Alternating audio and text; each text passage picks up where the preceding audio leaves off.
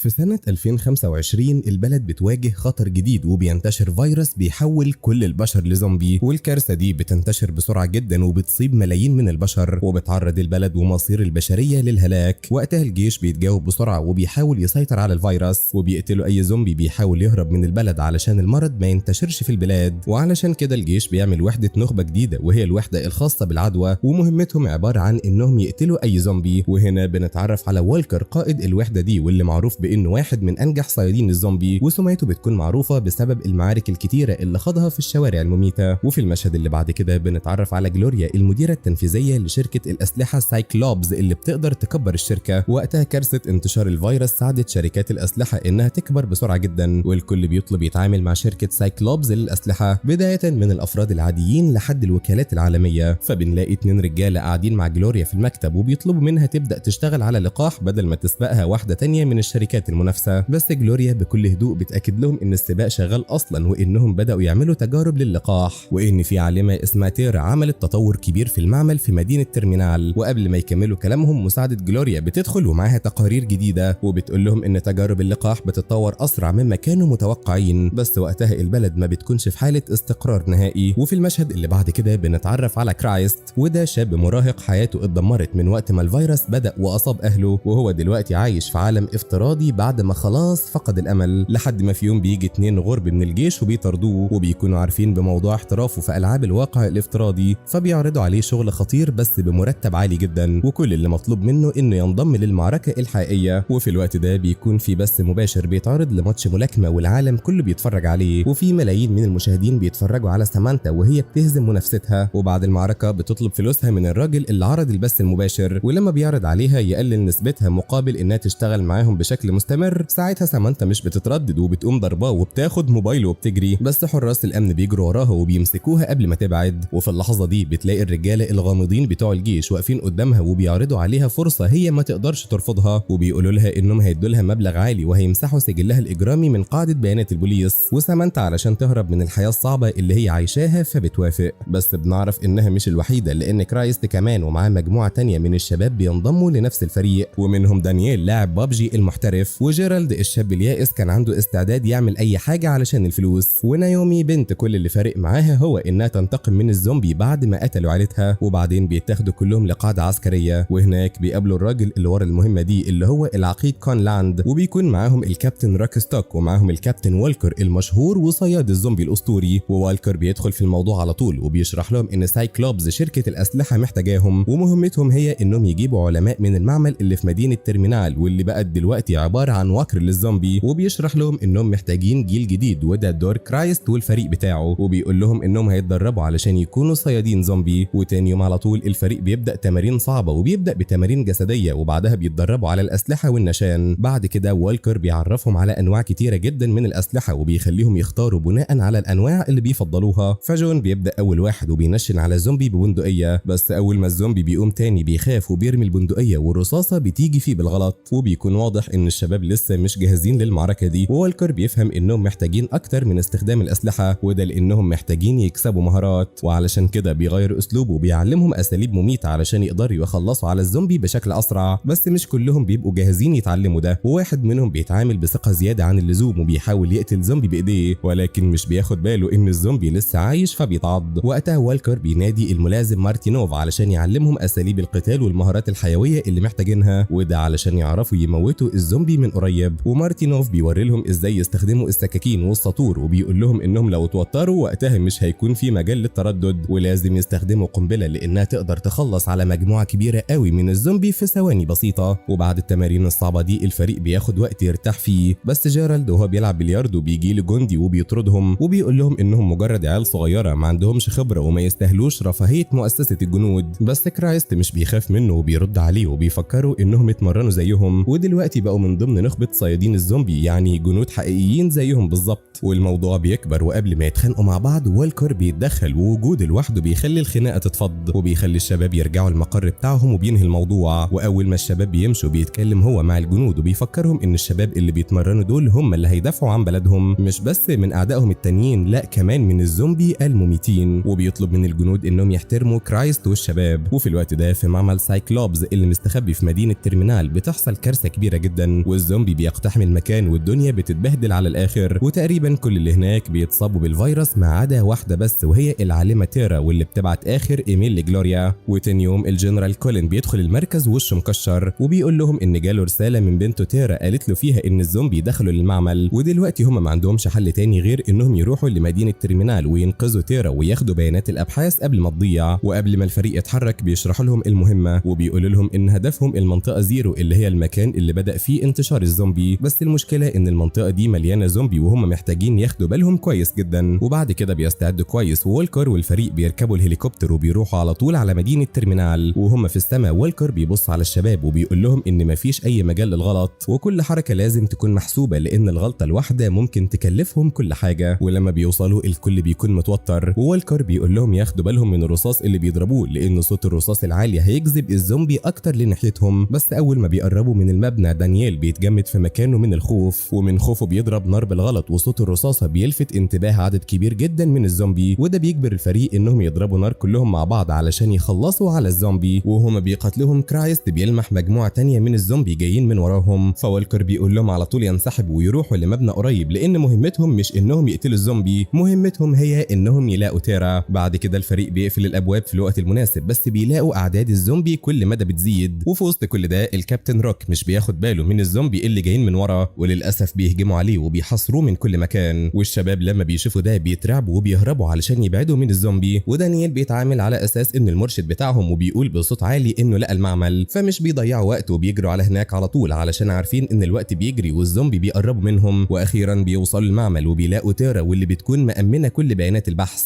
ودلوقتي بعد ما نفذوا اهم جزء في العمليه بيستعدوا علشان يرجعوا للمكان اللي فيه الهليكوبتر ويمشوا من البلد اللي متروسه زومبي دي. بس هم خارجين بيلاقوا الطريق مسدود قدامهم وفي زومبي ضخم وهو المريض رقم 0 وده اول واحد يتصاب بالفيروس ده. والكائن ده بيكون عامل زي الكابوس وقوي جدا مع انه بيتضرب بالرصاص كتير خالص وبيفضل يتحرك عادي جدا ومش بيموت، وبيبدأ يهجم على دانيال وسامانتا. ولما سامانتا بتتصاب وبتبدأ تعرج بتفهم ان مفيش وقت ينفع يضيعوه، فبتقول لولكر والباقي يمشوا ويسيبوها هي تشتت انتباه الزومبي الضخم ده. وقبل ما يمشوا ولكر بيرمي لها قنبله وباخر ضربه بتضربها سامانتا بتقضي على الزومبي العملاق ده بالانفجار الضخم اللي بتعمله، بس للاسف مش بتعيش لانها كمان بتموت في الانفجار ده. وبكده دانيال وسامانتا بيموتوا بسبب الزومبي. ولما باقي الفريق بيحاول يهرب جيرالد كمان بيتغفل وبيتاكل، ودلوقتي بيتبقى 6 اشخاص بس، وولكر وكرايست ومارتينوف وتيرا ونايومي والملازم مارسيلا، ودي بتكون الجندي الاخير اللي لسه فاضل وسط كل العبث ده. وبعد ما بيلاقوا مكان امن مؤقتا وولكر ما بيضيعش وقت وبيتصل بالجنرال كولين وبيطلب فريق اخراج يجي يساعدهم، بس بيلاقي الجنرال كولين بيرد عليه رد مش متوقع وبيأمره انه ما يرجعش القاعده ويبداوا في تنفيذ الخطه البديله. وولكر بيتصدم لما كولين بيقول له الحقيقه وبيعترف له ان كولين واخداه رهينه وبتتلاعب هي بيهم من ورا الكواليس. وكولين بيطلع كان شاكك فيها انها هي اللي بدات كارثه الزومبي دي علشان تكسب فلوس من ورا بيع الاسلحه، وبيتاكد دلوقتي انها هي كمان بتتلاعب بالصحافه من محطه التلفزيون بتاعتها واللي استخدمتها علشان تنشر الفوضى اكتر. وبكده كولين ما بيكونش عارف يوقفها خصوصا ان بنته محبوسه في بلد مليانه زومبي. بس دلوقتي بما ان بنته بقت في امان كولين بيقول لولكر انه مش خايف من جلوريا، بس قبل ما يقول اكتر من كده رجاله جلوريا بيضربوه بالنار وبيقتلوه لانها بتخاف لا يفضحها. وفي المشهد اللي بعد كده جلوريا بتبعت رساله سريه وبتدي تعليمات للجندي اللي معاها انه يراقب تيرا، وهنا بنفهم ان في جاسوس في المجموعه اللي مع وولكر، بس ما حدش عنده فكره الشخص ده يبقى مين بالظبط. ولما بنرجع للفريق بنلاقي وولكر بيجمعهم وبيقول لهم على الخبر الوحش وبيعترف لهم ان كولين مش هيقدر يبعت لهم حد يساعدهم وهم دلوقتي خلاص لوحدهم، ولانهم ما عندهمش حل تاني بيضطروا ينفذوا الخطه البديله وهي انهم يهربوا من البلد ويفضحوا جلوريا قدام العالم كله. وهم بيتفقوا على الخطه البديله بيلاقوا مسدس فلير بيتضرب في السماء وبيفهموا ان في حد تاني عايش، فولكر بيقول لهم يتحركوا على طول، والفلير ده بيبقى اشاره ليهم بتعرفهم انهم مش لوحدهم في الكابوس المنيل ده. بعد كده بيمشوا ورا مصدر الفلير على اساس انهم يلاقوا مساعده، بس لما بيوصلوا بيلاقوا ستات معاهم اسلحه وبيرفعوها عليهم اول ما بيشوفوهم وبيطلبوا منهم انهم يمشوا، فولكر بيطلب مساعدتهم والستات بيترددوا للحظه كده وبينزلوا اسلحتهم، وبعدين بياخدوا الشباب لكنيسه صغيره وهناك بيلاقوا ملجأ منعزل عن الدنيا اللي بره دي، وبيلاقوا كمان الكاهن جوليان ومجموعه من الناجين متجمعين كلهم وبيحاولوا يعيشوا وسط كارثه الزومبي دي. في اللحظه دي الكاهن بيقول لهم الحقيقه وهي انه عايز يهرب من المدينة زيهم، بس في قدامهم مشكلة كبيرة وهي ان مش معاهم اسلحة كفاية يواجهوا بيها قطيع الزومبي اللي بره، لكن بيقول لهم انه معاه عربية ممكن تطلعهم بس لو عرفوا يجروا ويوصلوا لها في الوقت المناسب. فوالكر بيقرر ينفذ هو العملية دي وبيقول للملازم مارسيلا ومارتينوف يستعدوا عقبال ما هو وكرايست يروحوا يجيبوا العربية، بس لما بيوصلوا لها بيتفاجئوا لانهم بيكتشفوا ان العربية عطلانة ومش راضية تشتغل، ووالكر ما بيبقاش فيه قدامه حل تاني غير انه يحاول يصلحها على طول مع انه عارف ان الوقت بيجري. بس قبل ما يلحقوا يعملوا اي حاجة بتحصل حاجة غريبة جدا، وفي الناحية التانية بنلاقي مارتينوف فجأة بيقول للكل يرموا اسلحتهم، وساعتها الشباب بيستغربوا جدا. وهنا بنعرف الحقيقة هي انه طول الوقت ده مارتينوف كان هو الجاسوس اللي جلوريا بعتاه، وكل ده كان بيراقب حركاتهم بهدوء، وبعدين بيطلب من تيرا انها تديله الفلاشة اللي عليها كل ابحاثها، وكل ده كان جزء من خطته انه يوصلها على طول لجلوريا. ولحسن الحظ بيعمل غلطة كبيرة بيندم عليها، وبدل ما يقتل والكر هو بيختار يواجهه، ووالكر هو اللي بيهزمه في الاخر. وفي الوقت ده بيجي زومبي على صوت الدوشة وبيعض والكر في دراعه، فوالكر بيطلع محلول غريب من شنطته وبيحقن بيها نفسه، واللي محدش يعرفه هو ان والكر اتعض من زومبي من 3 شهور، وبفضل النظام الغذائي الصارم اللي ماشي عليه والتمارين اللي بيلعبها جهازه المناعي مش بيتأثر وبيسمح له ينجو من العدوى دي. بس اللي بينقذه بجد هو اللقاح التجريبي اللي الجيش عمله واللي لسه في مرحلة الاختبار، وهو ده اللي منع الفيروس من انه ينتشر في جسمه. ولان مفيش قدامهم وقت يضيعوه، والكر بيكون عارف انه قعدهم في الكنيسة ده مش اختيار، وفي احتمال ان سايكلوبز يقفلوا عليهم قبل ما يرجعوا باللقاح والفلاشة بتاعة تيرا. ولما بيلاقوا الزومبي بيقربوا ومفيش اسلحة كفاية يحموا بيها الكل، والكر بيقول لجوليان والناجين اللي معاه يفضلوا مستخبيين في الكنيسة، وفي الوقت ده هو والفريق اللي معاه هيروحوا الحدود على امل ان الجنود اللي هناك يساعدوهم، وبيوعدها انه هيرجع ينقذهم لانه اكيد مش ناوي يسيب الناجين للزومبي. وفي الاخر جوليان بيوافق يفضل هناك، وبرغم خيانته والكر بيقرر يراقب مارتينوف. واول ما بيستعدوا علشان يمشوا، والكر والفريق اللي معاه بياخدوا معاهم الستات اللي معاهم اسلحة وبيواجهوا الزومبي اللي بره، وبالاسلحة اللي معاهم والخطة اللي حاطينها بيقدروا يوصلوا للعربية وبيركبوها وبيمشوا بيها بسرعة وسط الزومبي. وهم ماشيين كرايست بيتكلم مع نايومي وبيرخم عليها شوية، وبيتكلم عن اسلوبها الشجاع وهي بتواجه الزومبي، وبيقول لها انه كان دايما منجذب لشجاعتها، واول ما هيخرجوا من الكابوس ده بيوعدها انه هيخرج معاها في موعد رومانسي. بس للاسف مش بيلحقوا يعملوا ده لان العربية بتعطل بيهم في نص الطريق والبنزين بيخلص، وبيكون قدامهم 3 كيلو علشان يوصلوا للحدود، بس من غير العربية بيضطروا يكملوا الطريق مشي. وبعد كده بيروحوا لنقطة التفتيش العسكرية، وهم ماشيين بيلاقوا صوت زومبي عالي جاي من بعيد، وفجأة بيلاقوا نفسهم متحصرين وحواليهم مجموعة كبيرة من الزومبي وعددهم بيكون أكبر منهم بكتير خالص.